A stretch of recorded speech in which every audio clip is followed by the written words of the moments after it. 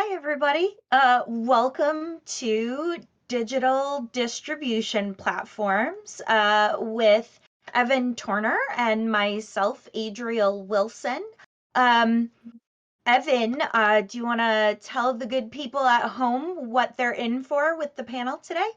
Yeah, this is an hour of discussion about really the vitality and necessity of digital distribution platforms um, for tabletop role-playing games specifically.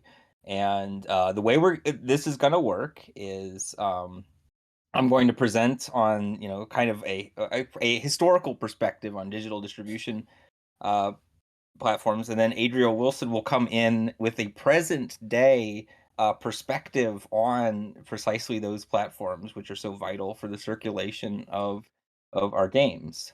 I'm a professor of German studies at the University of Cincinnati, but as everybody knows, I've been in the analog games industry for a long time, and I have a lot to say on this. So you can find my work at analoggamesstudies.org, where the journal I co-edit, as well as the Golden Cobra contest, which will announce our awards tonight later at 7 Exciting. p.m. Yes. So I guess I'm going to start, and I've got Yeah. again an academic paper, but I give lectures all the time, so I'm going to try to be quite lively with it. Um, and the big question here is, what is the relationship of tabletop role-playing games to platforms, formats, and sales? Mm. Tabletop role-playing games serve as cultural expressions of specific business models, of player practices, and above all, print distribution technologies. Researchers such as Shannon Appelkline usefully periodized TRPG history based on not on great works or designers, but precisely through these kinds of messy relations and models. So we have what we call the primordial period of the 1970s, when both ideas and lawsuits flew. The 1980s, which saw the parallel rise of desktop publishing, right, where you could put stuff on a computer and then put it in the world. Uh, then and also quote unquote story oriented play was already the 1980s. The 1990s were then tabletop role playing game publishers trying and failing to mimic the success of Magic the Gathering. That was with their own collectible card games, and then the 2000s had the what we call the D20 supplement frenzy, which burnt major publishers as actually independent publishers or indie publishers ascended and ultimately captured the non D&D sector of the tabletop RPG market, especially thanks to digital affordances such as forums and crowdfunding. I was like, forums, remember those? But crowdfunding, you all know it's evolved. So tabletop role playing history intersects with print cultures, algorithmic cultures, and business cultures. So this is kind of a short talk on following a different number of threads related to TRPG publishing in order to expand her notion of tabletop RPG's relationship to the digital world. Um, and our goal here is to understand, as Aaron Trammell put it, quote, how these scenes exist within a milieu of digital media technologies that facilitate these games production, advertisement, testing, and distribution, end quote. So, tabletop role-playing games emerged as standardized commercialized products with TSR's publication of Dungeons and Dragons in 1974. That was, as you recall, printed on 3 small booklets, Yep. reflective of the black and white zine aesthetics of the early 70s. But if we do a media history of that era, actually, we do it a disservice if we refuse to acknowledge the role of the Xerox photocopier in the distribution of these books.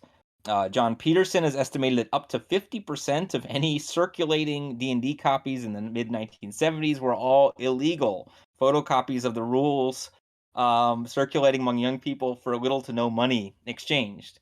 So I would say both free tabletop RPGs and also free tabletop RPGs in quotes have a long history dating back to the very beginning of our hobby, and it's it's, I think, just important to highlight the fact that the 1970s had a lot going on, and once we throw in the rest of the mess, it's kind of becomes more obvious that we shouldn't enshrine the 1970s as like the birthplace of role playing games. This is actually a moment in which Western European and North American intellectuals, for example, were creating this thing called post-structuralism, or codifying it at least, and so there was an intensified debate about the media at that point in time. And by the end of the decade, we would then have a discipline called film studies, a discipline called media studies, and also communication studies, right? So 1970s became this point where you said, oh, we can study TV, oh, we can study zines, oh, we can study how humans actually communicate rather than how we'd rather they communicate. And it seems kind of weird to put like Gary Gygax and Dave Arnson, Don Kay, together with like European scholars like, Jean Baudrillard or Friedrich Kittler, but they all kind of share the same position of being thrust from this intellectual fringe at the beginning of the decade into absolute mainstream discourse by the end of the decade. And they reshaped through their publications our own experiences of texts, horizons of possibility, and mediation itself. To be very blunt, right? Where the European scholars are showing us how to deconstruct all of the different texts and play with them. Meanwhile, role playing games are telling us, oh, you can take any piece of media and play it, as a role playing game. And these conversations are happening. Well, one's happening in snobby academic circles, one's happening in geek circles, but really, it's kind of the same conversation.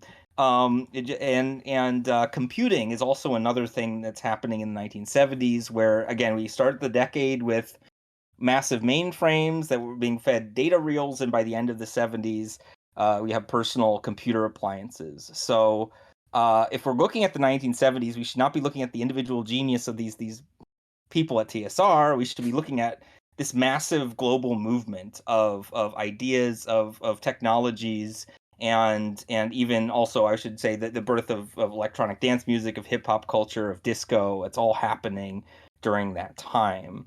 Um, so we should account for the fluidity, ambiguity, and rapid media shifts of the site of where role playing games were born. I'm trying to not say that these were like prophetic times or sacrosanct. I'm just highlighting the fact that what we have in our own cultural moment in the 2020s could now be considered in light of 50 years in the future, right? So despite or because of COVID-19 pandemic lockdowns, people bought more tabletop RPGs in 2020 than ever before. This market actually grew by 31% to $105 million in North America alone. Digital platforms are to blame for most of that growth.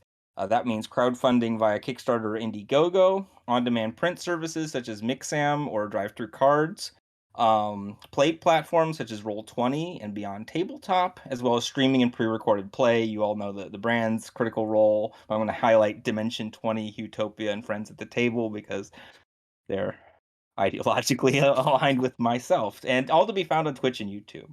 So even with the explosive growth of this industry, it also contains the seeds of a future hitherto unimaginable for people 50 years from down the line. We just can't see it right now, right? And in part because analog tabletop RPGs, despite all of this growth, still remain a very marginal part of what we call overall gaming culture, and are pretty much denigrated still within that sphere, despite everything we've tried.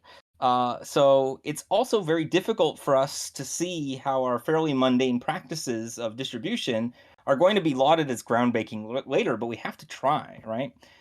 Here's another example.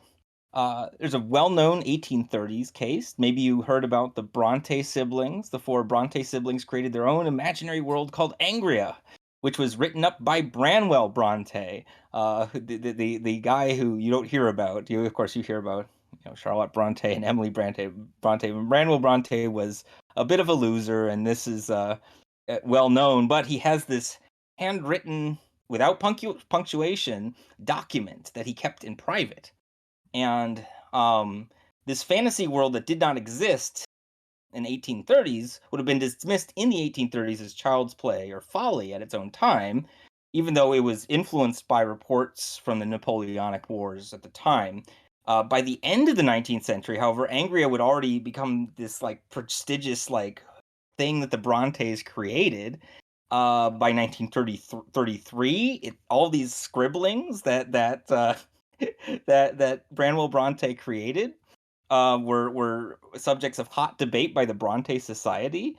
By the 1990s and certainly through the 2010s, Angria is now considered a prime example of world building or subcreation, which is a pervasive literary practice and a multi-billion-dollar media strategy. Right. So again, the 1830s is nothing. They couldn't care less that they had this little weird play world, and by now we can say, oh, this is the birth of a whole new form of storytelling. The Brontes themselves did not profit from Angria as intellectual property or IP, and Angria was first seen as frivolous before then the field of literary studies itself would then transfigure it into formative material for great works of English literature, such as Wuthering Heights or Jane Eyre. And nearly 200 years later, we can see it as IP creation, world building, and a proto tabletop RPG. Insignificant then, groundbreaking now. You see where I'm going? So we have the 1970s, right? 50 years on. The first actual tabletop RPG is not D&D, of course. It's the British game Western Gunfight from 1970. And then there were, huge theory debates after Dungeons and Dragons was published in 74. And these were between 75 and to 1980 that John Peterson documents in The Elusive Shift. And even the term role playing was this ball in the air, right? To summarize everything that was going on at the time, D&D comes out and calls itself a fantasy wargamer. And so Tunnels and Trolls and some other products such as Madame Guillotine respond and say, no, no, no, no, we're not fantasy wargaming like D&D. We are role-playing games. And so by the end of 1975, D&D says, yeah, yeah, yeah, that's what we are. We're a role-playing game. And that was very contentious. So when we have these big debates about what is a role-playing game, we forget that it was just business shysterism that created this whole category to begin with. John Peterson highlighted that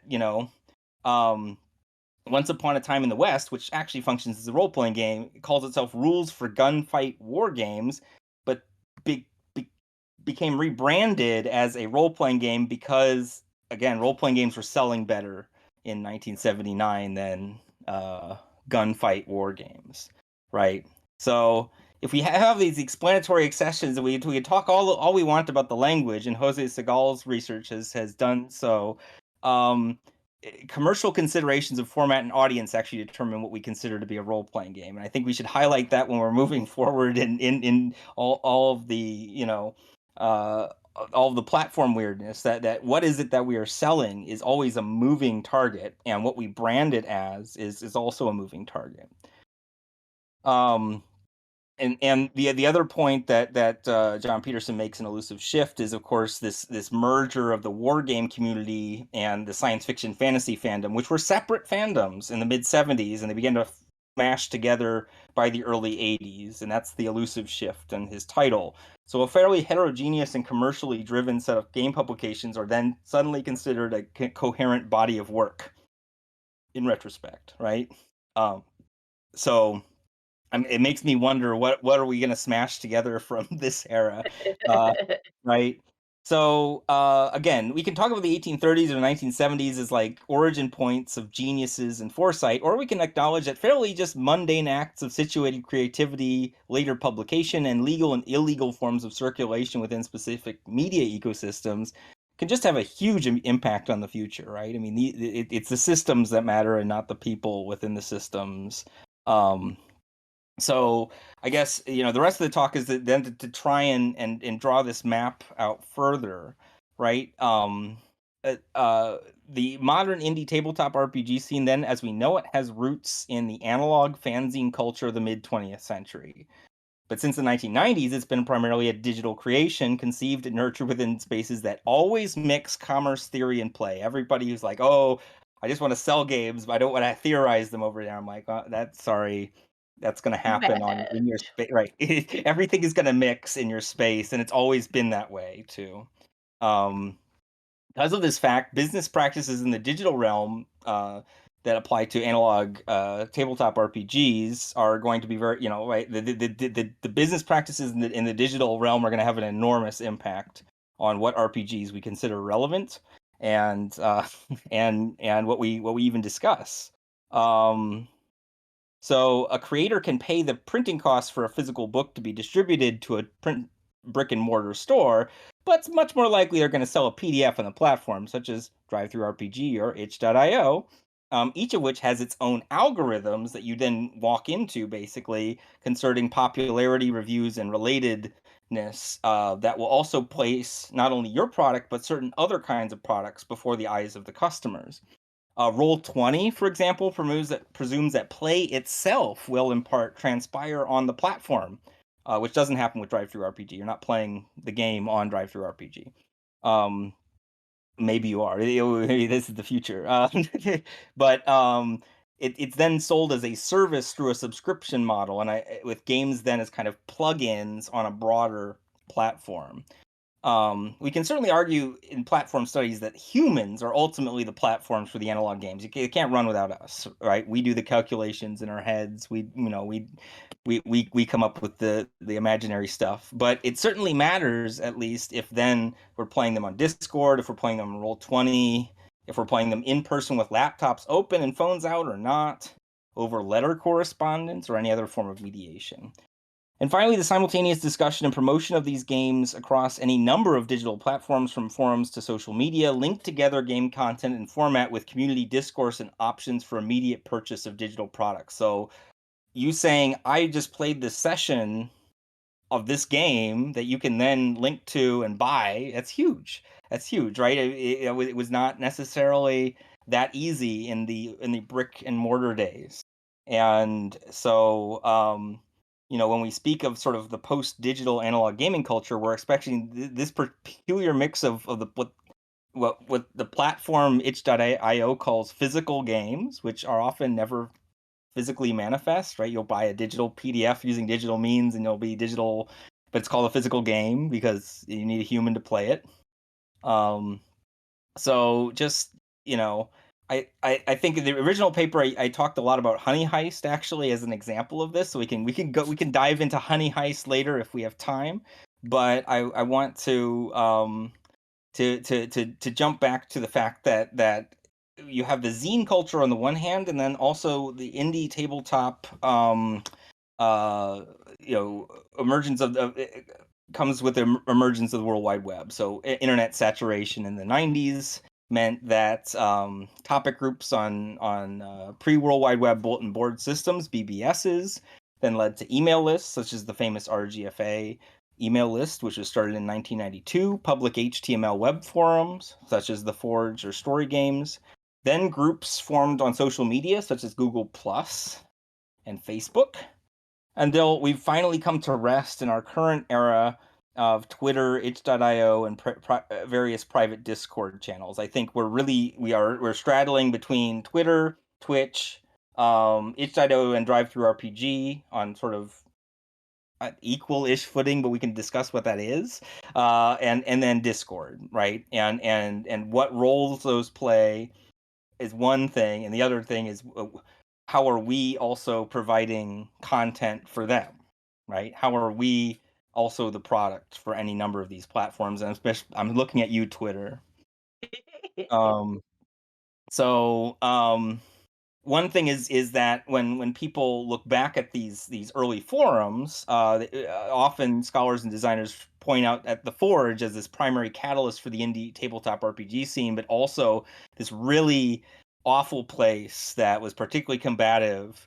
And I think a lot of the rejection of the Forge as a site of origin for these modern practices has to do with the fact that it took on many of the qualities of toxic geek masculinity. I'm not going to name names, but you know the names that all sideline marginalized viewpoints, such as queer game designers, designers of color, and that actually spaces, such as DriveThru, IPR, itch.io, all thankfully opened up more inclusive storefronts and discussion forums for this material. But the toxic environment remains on. It's just it's shifted, but any non-man in gaming can tell you it sucks still. So to summarize a bit, these games all emerge from their historical moment, and our current historical moment is powered by digital platforms. but we can also see connections between such platforms and formats of publication. So, the multi-decade history of tabletop RPGs is a publishing tale of both illegal copies, right, as well as increasingly opulent splat books, tome-like volumes with gorgeous cover art and high print values, which then seem to end abruptly with the digitization of all these materials in the Adobe portable document format. And of course, that's not entirely true. We get gorgeous splat books every year, but that's not the same brick and mortar store model that powered that earlier is not powering that now. It is crowdfunding is powering that now. Um, and we'll see how great that's going to go with the long delay of the pandemic logistic crap. Um, so and I also the Adobe portable document format, the PDF itself came into being thanks to a crisis of American tax forms. And that was because they required a standardized format that could easily replace paper. And then the format remained exclusive to Adobe Acrobat and affiliated applications in the mid 90s until it was replaced by, well, it was declared just a standard format that anyone could use by Adobe in 2008. So by that point in tabletop RPG history, now all these old photocopies and new digital scans of tabletop books, particularly expensive series such as Vampire the Masquerade, could suddenly be downloaded as PDFs from file sharing servers using a simple browser search. So you could get all those splat books suddenly on the back end for nothing, just for some time on a server. The clear threat posed by the PDF format would galvanize formal digital distribution through websites such as RPG Now, DriveThruRPG, as well as what I call the scrappier sites, such as Vincent Baker's 2008 launched the Indie RPGs Unstore, which is effectively a PayPal account linked to a promise to email customers an attached PDF. PDFs then became a medium to bridge this twin indie tabletop RPG publication practices of the free websites, as well as these small print zine formats. So the PDF, it doesn't just exist randomly. It's very useful as not only a paper replacement, but also as a way of bridging between small zine publication and instant access on a website. People used to publish their games on HTML websites. You can still find those. Those did not circulate well, nor were they played very well. So there's something there, right? I don't know why, but the website circulation didn't work out. And actually, Ferry Baselman, who did Soap, which was one of the early HTML games, he even said at one point on his page he was working on a nice PDF file with some art that would support the game, right? So again, we ask ourselves, why do we settle on the PDF? And it's just this really intense negotiation that's happened. That's why we settled on that. So effectively, when we're now coming to rest on a discussion of modern distribution platforms, right? You talk about physical games in itch.io, but the post digitality of these means distribution means that neither the physical copy of the printed PDF or the manually sent copy of the digital PDF could happen without the consumers already finding their way to the author's work through desktop publishing, through digital communities, and algorithmic search engines. So the PDF is somewhere, but how are you going to find it? How are you going to get to the customers? And the ads question is beyond my my mandate, but that's a question to Adriel, which is how do people find work, and how do people locate work, and what are the problems there?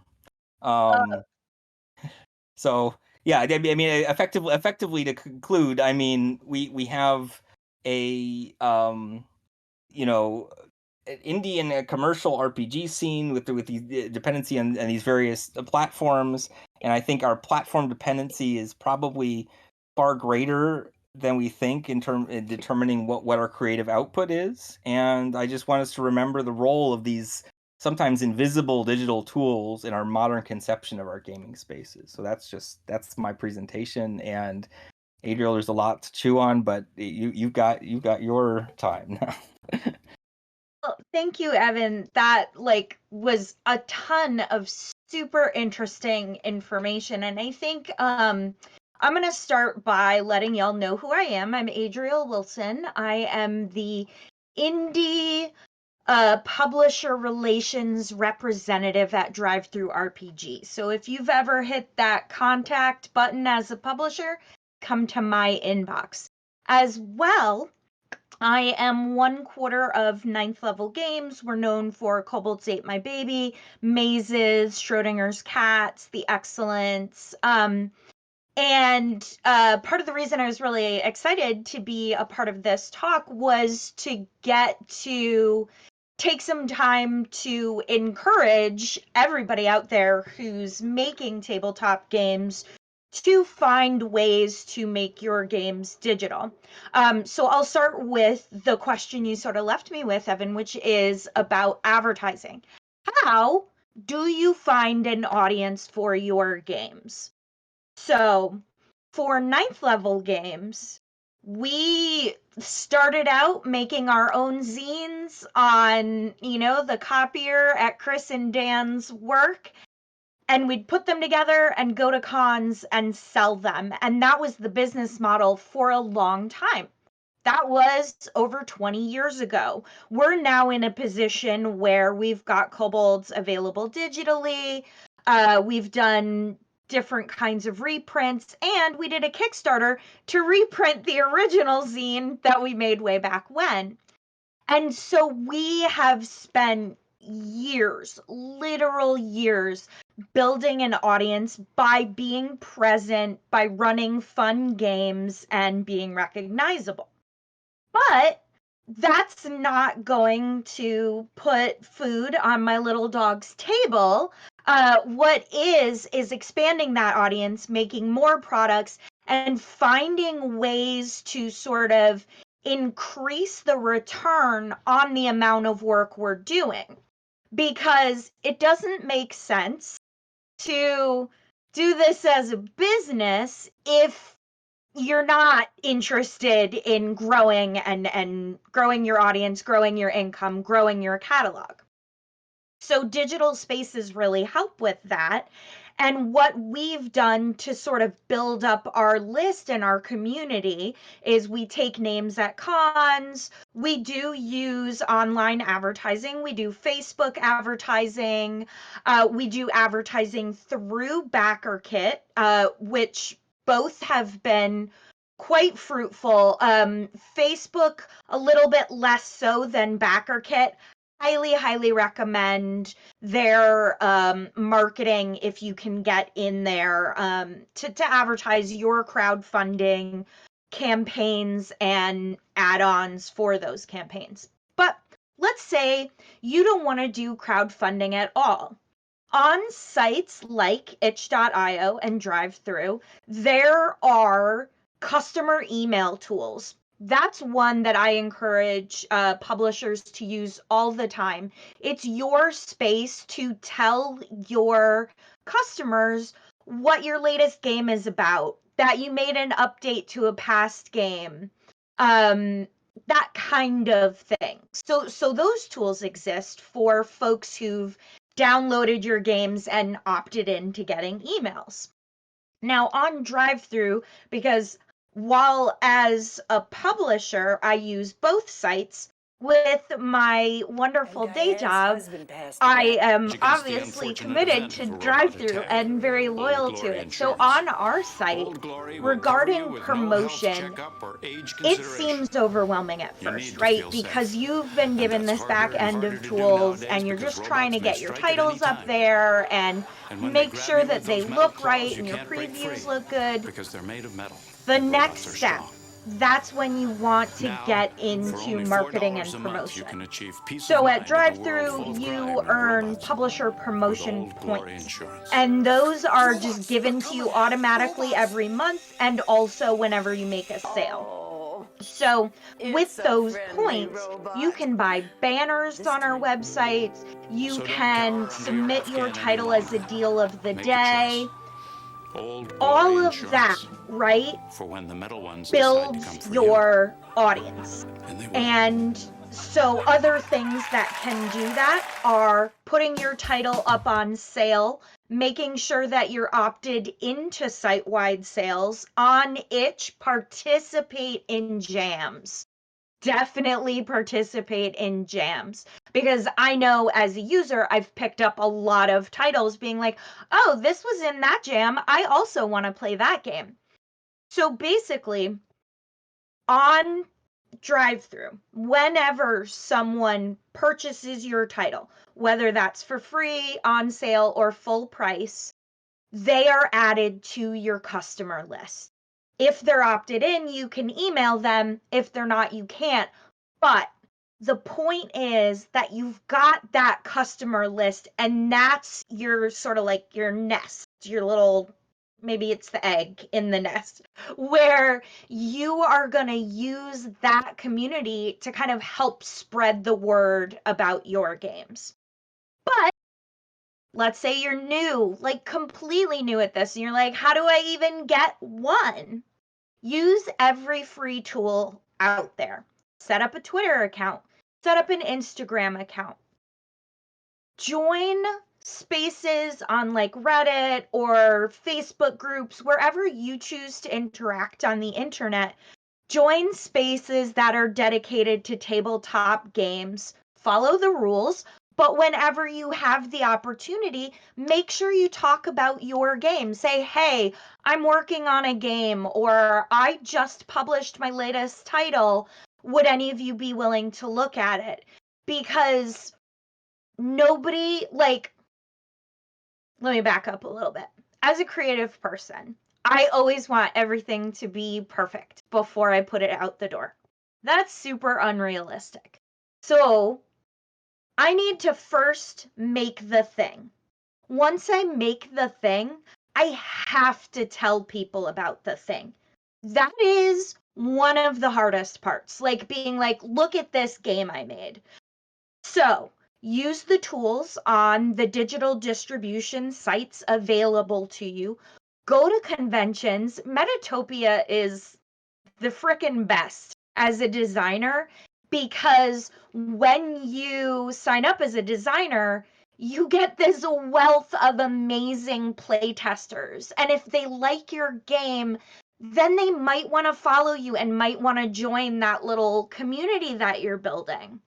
So, like, put yourself out there, trust yourself, and you will, get more views. Fingers crossed. Um, but getting back to a little bit more of the topic at hand, digital distribution is one of like the most interesting things, and I think I'd probably be exaggerating if I was like, it's as big a leap as the printing press. But what I mean by that is it has completely changed how customers access content, and also the distribution networks that creators have available to them. Like, the space now means that more and more people can create games versus some of the hoops you would have to jump through in the past, such as like creating a physical object and then finding ways to get that physical object into other people's hands. Um, as creators, one of the key things to remember about those spaces and to really consider before you upload your work, in fact, if you can do it before you create your account, please do, read their terms of service. Read the agreement that you are signing. Because DriveThruRPG, itch.io, Roll20, Astral Tabletop, like all of those sites are owned by private companies, and they all have rules about, one, what type of content you can put up there, but more importantly, who owns your content. So for example, on drive-through, you own your content. Same on itch. I realized I said that really dramatically and that there might be panic. Don't panic. You own your content. But on drive-through, when you sign up, you have the opportunity to select an exclusive account or a non-exclusive account. An exclusive account means you are agreeing to release your digital content only on drive-through. We make an exception for your own website, like adrielwilson.com. We don't make exceptions for a page on another site, like a Patreon, or I don't know. I'm trying to think of another example besides Patreon, or your Facebook business page.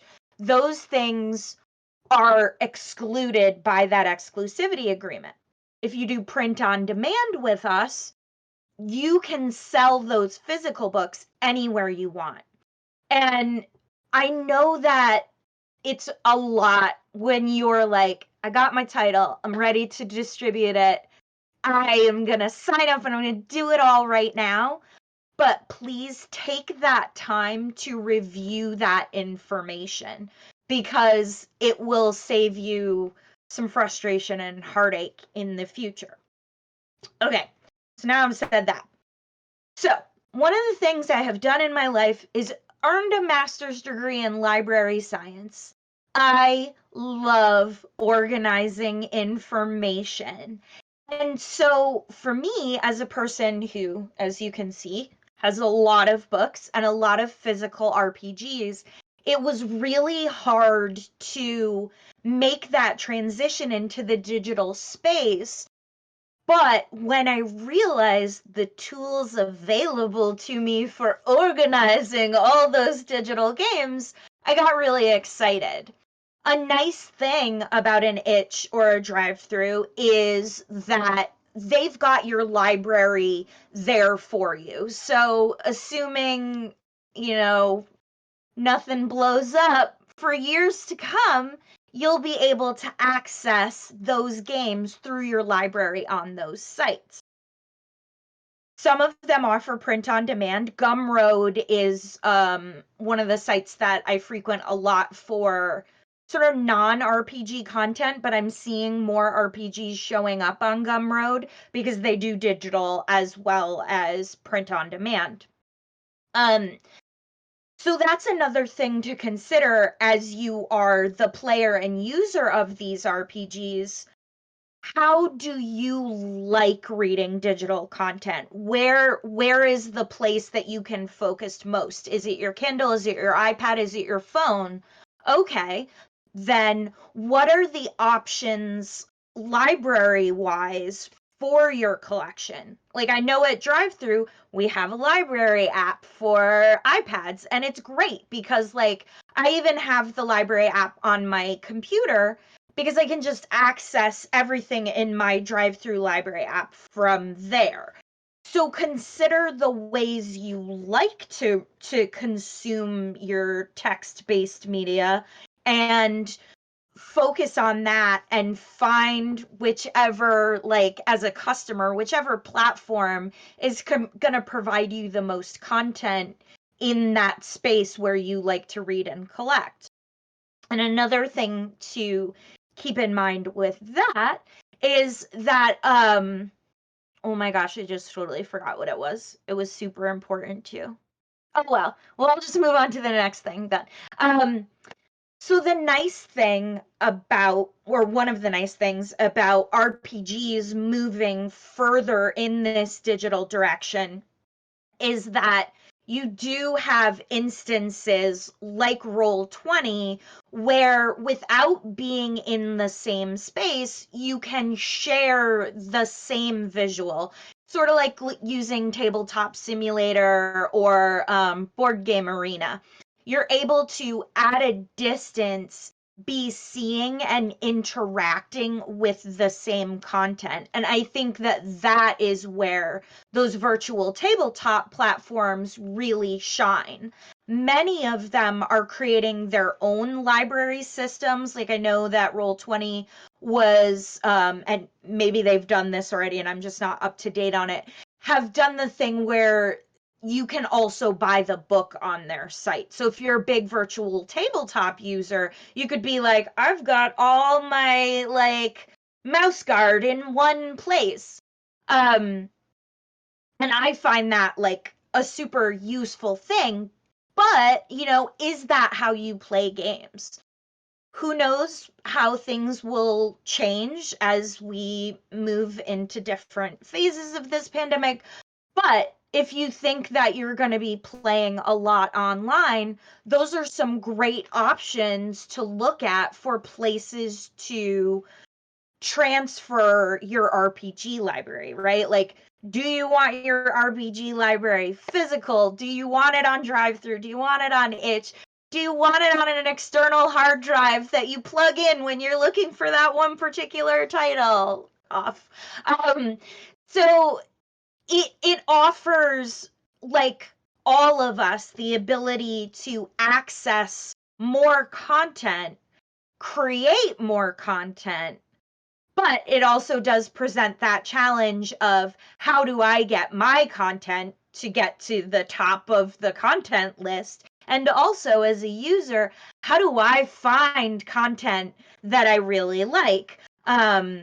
So I also highly recommend, for both publishers and customers, always look at the what's recommended to you on the game that you've just bought, because generally those algorithms are pretty good at finding things that are similar but different enough so that you get another fun experience with, you're a Western cowboy and you're dead and now you're writing a poem, which is one of my favorite games within the last couple years. It's a series called the Western Cantos. So with that, Jim, did we have questions from the audience? We're happy to take them. All right. Oh, great.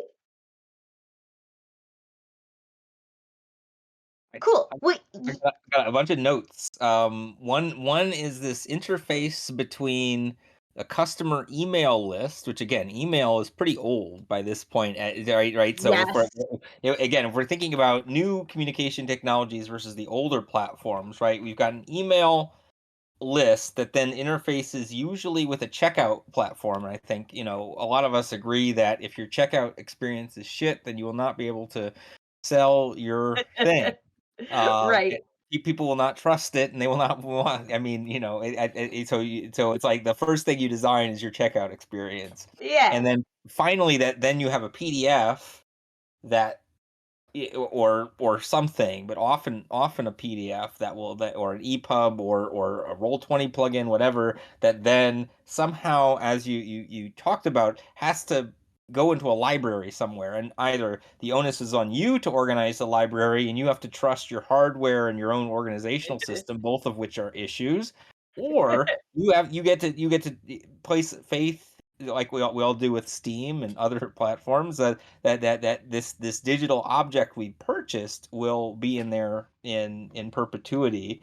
And I think what I'm really interested about is the stickiness of all of those things, right? The stickiness of email, which is to say, okay, I bought this other thing and now my email's gone into this list that I have to like unsubscribe from. The Democrats do this all the time to me.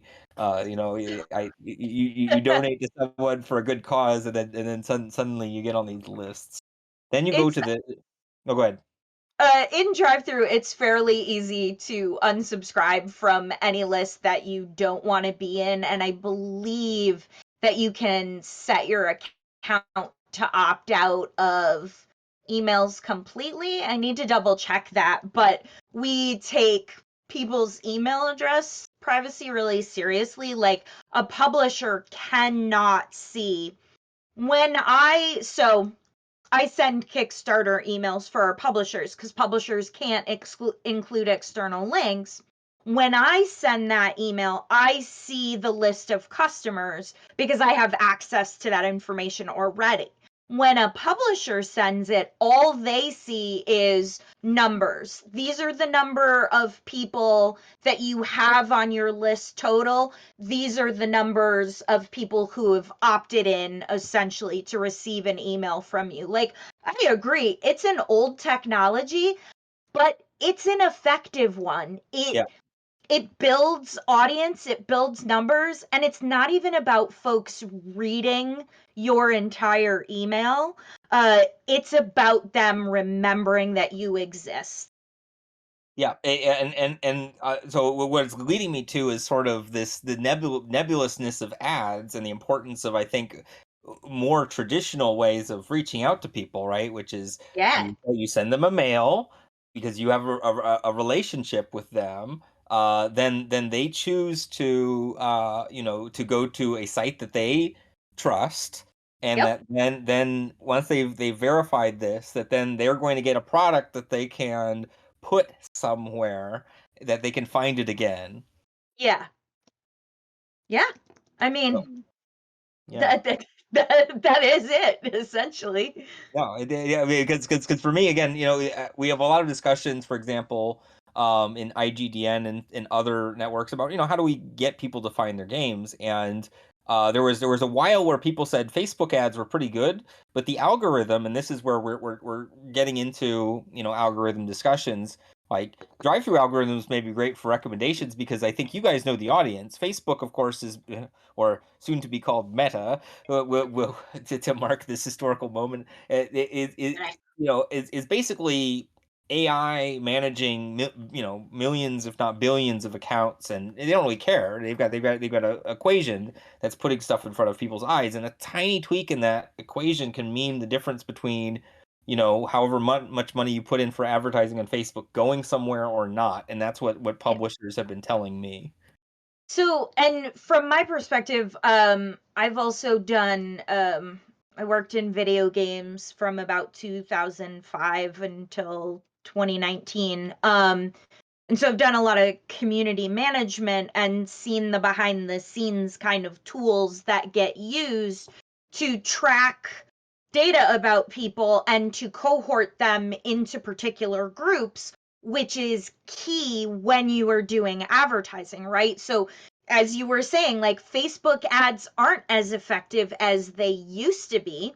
That's why we are super, as ninth level, are super gung ho on these backer kit ads, because we know that they are targeted in the most like useful specific way for our content, right? So like we want the same, or I say we, I mean like when you're considering how you're getting your name out there, that's a thing to consider, because if the system you're using doesn't support robust data collection, that means that they can't get as specific as you would want them to with your own advertisements. Like, for example, the Kickstarter we have up right now, Women Are Werewolves, we needed to target a younger demographic than we typically do with our ads.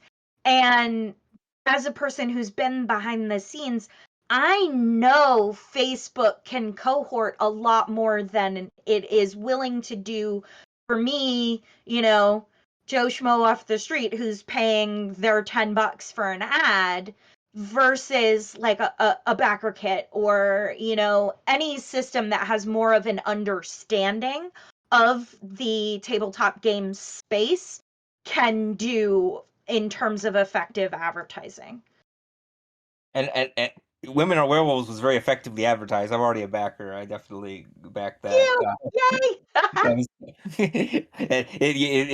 again, that was a laser targeted, hit the audience right in the head. Good.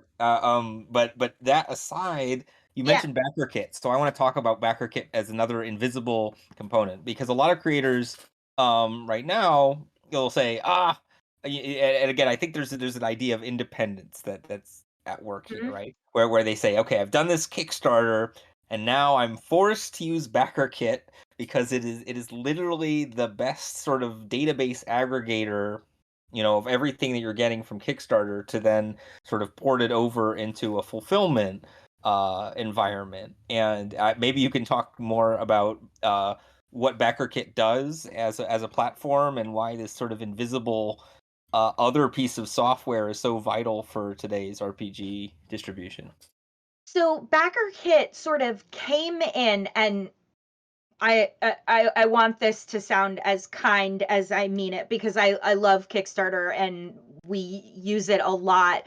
But there are some places where, as the person making the thing, there are holes there. There's holes in what kind of data they'll gather about our customers. There's not really a robust way to like cohort your, like, you can, and you can send surveys through Kickstarter, but BackerKit's tools are more robust. BackerKit offers like my backers the ability to subscribe to my email list. It offers them the ability to do add-ons really easily, because previous to this year, I think, might have been late last year, Kickstarter didn't have an add-ons option. So BackerKit brought that to us. And they bring that trusted, like, when we're using their data to advertise, I know that I'm getting the highest quality contact that sort of exist in the space, because when a person signs up and is like, okay, I'm going to use this BackerKit account and like get my rewards, if they connect their BackerKit account to their email address and let it save data, it can tell you like what other Kickstarters, like it connects them all together. And so for me, I'll be like, oh, did I get that reward? I can check in BackerKit. And then as a user, I know, I'm like, oh, if that person backed this game and this other game, they're going to want to play my game because it fits in that space. That's the type of thing that they do. I've also found their customer support to be super top notch. They do charge a percentage the same way Kickstarter does. So if you're on a really tight budget, maybe not this time, but next time, because they really do make it a lot easier to fulfill and get like they just make the relationship between us and the backer smoother, and that is worth the money. Thank you. Uh, I think for when we're talking about again this sort of freedom and independence idea, which again I think are very much in people's heads as opposed to grounded in reality. As an independent publisher, you think, oh, I don't want, I want as few middle people as possible. And then you realize, no, what you want is a reliable middle person, one who will not get in your way, who will not be too intrusive, and who will do the job for a fair price. Yes. Yes. Cuz here's the thing.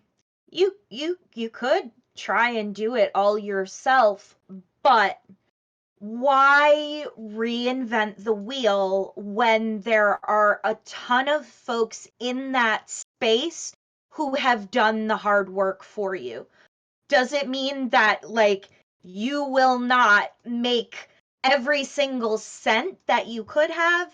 Yes, but those those structures and the things that we offer as like publication and distribution sites, it makes the creator's life easier so that they can focus on creating.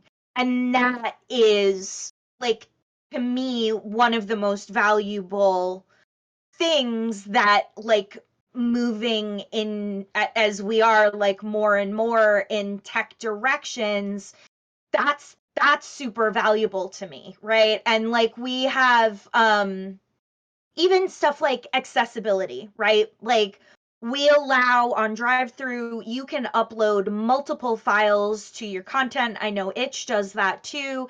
And it's nice because I've seen a lot of folks doing like accessible for low vision PDFs. I've seen folks do like audio books, and just like in an earlier time, the ability to make and get those things to the people who want them would have been way more impossible than this. And I think like that is a really also like great thing about this vast new world. And the thing that I wanted to say earlier that I thought was pretty important is I wanted to tell people about this format for PDFs that you might not know about. It's called a phone PDF, and I know that sounds like, well, I could just look at any PDF on my phone, Adriel, but they're specifically designed for viewing on phones. And at drive through, we've for the last few months, we're trying to like get the word out to publishers and say like, we'll help you convert your PDFs into a phone PDF because we think it's something that is incredibly useful to the end user. I'm uh, thanks. Thanks, Jim. I think the phone PDF again is one of those things where you think we're talking about a phone, which is like a 20th century technology, except this thing has now become the phone, and you Right. the PDF, which is a paper replacement, but it can't replace paper, and so you actually do Nope. need to configure this paper replacement to be on this thing that we call a phone that really doesn't resemble much of what anymore. I mean, to me, this is where I think, that multi-layered history is very fascinating because you got all these different forms of technology kind of working together almost invisibly, but then also there's that human component, which is which we're articulating. If there weren't people who would want to play with, I mean, ultimately they're going to have to want to read or play the game, and Yeah. ultimately you're just considering who is the audience, can we expand that audience, what are the barriers to that audience, and how are digital tools both obstructing that and also enabling us to reach more people. I think that's really cool. Yeah. So we've got a final few minutes. So if you want the floor to say a few final words on digital distribution of RPGs and other analog game content, be my guest. Well, I think I'm good, but what I will Yeah. do is say, hey, I'm Adriel. I'm from Ninth Level Games and Drive Through RPG. This was really fun. Thank you so much for having me, Evan. If you out there have questions on Drive Through specifically, please feel free to email me at publisherservices@onebookshelf.com. And Evan, where can people find you on the internet if they're looking? Well, if you want to read random thoughts about RPGs and shit posting, then go follow me on Twitter. That would be at Guy in Black Hat. That's my Twitter handle, or you can find our journal Analog Game Studies at analoggamestudies.org, and also the Golden Cobra contest, which I help run, the goldencobra.org. None of my other game distribution pages are up and available, but I am working on a product for drive-through cards to be released in 2022. It features QR codes linked to PDFs. It could be a total disaster, and Ooh. we but the idea being that on a card you can only put so much text, so you need digital distribution tools to bring the rest of the game to the audience. So I'm excited to be working in this space again, and excited to continue to have these conversations at Metatopia, even though we can't all be physically there. I'd like to also thank Jim Crocker, who has been providing effortless technical support for us, and for taking all my money when I was in graduate school and turning me into what I am today. So thank you so much, Jim, for really years and years of support, as well as support this afternoon. So thanks everybody, and see you later.